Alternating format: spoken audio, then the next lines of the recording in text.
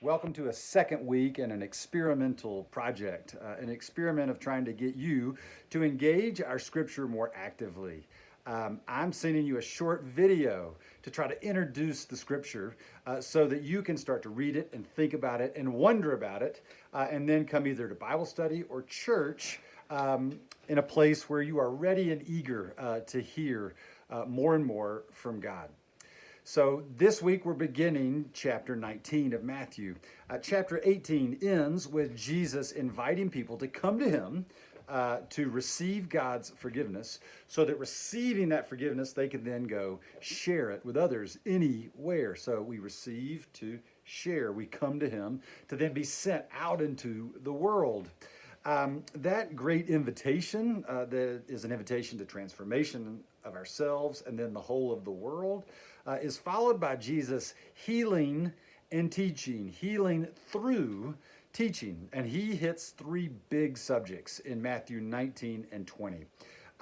Sex, money, and power. Now, we have a temptation to avoid those big topics in polite company because we often won't want to challenge other people. We don't want others to feel uncomfortable. We don't want confrontation. But Jesus, because he is coming to challenge and invite, to transform by his love, dives right in to describe how sex, money, and power work within the family of God. So listen now to Matthew 19, 1 to 15.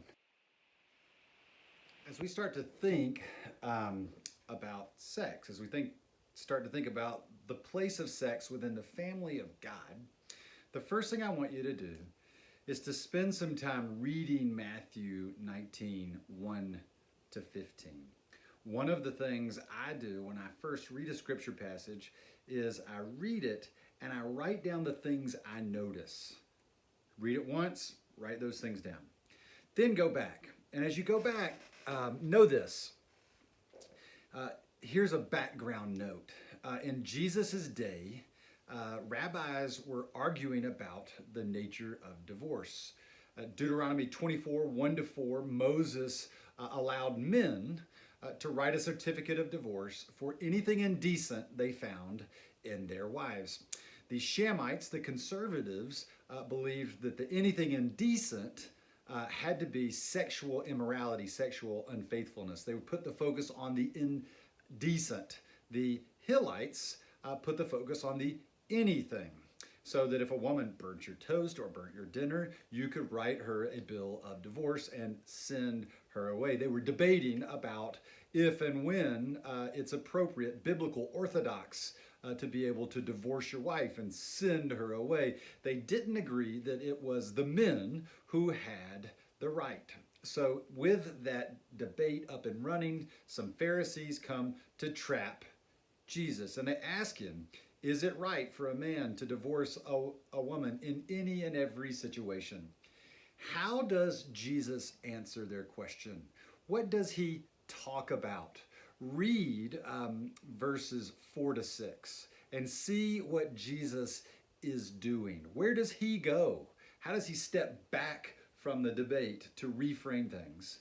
And notice this, how does he create an equal playing field between men and women?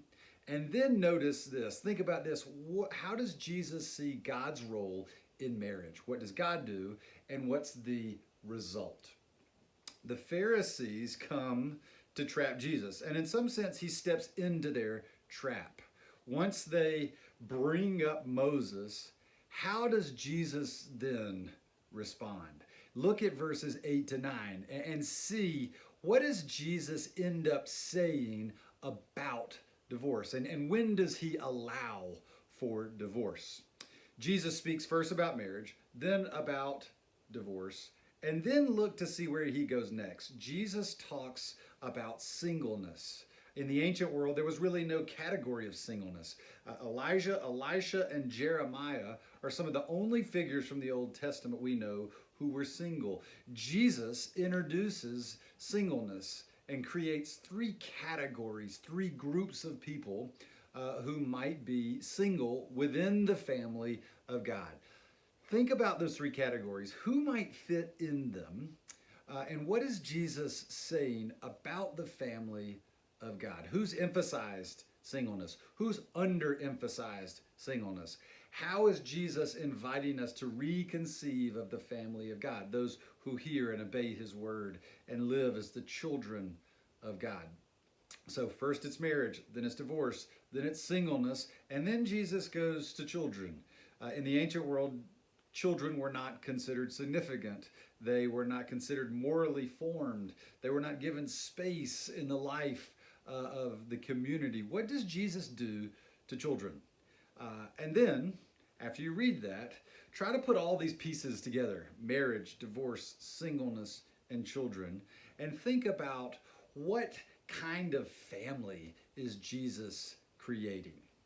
So, read the scripture passage, work through the sections, try to see what Jesus is doing, and then come to Bible study, come to church with a question that you can share, so that as we continue to learn to read scripture together, we can learn to listen and listen to each other and listen for God.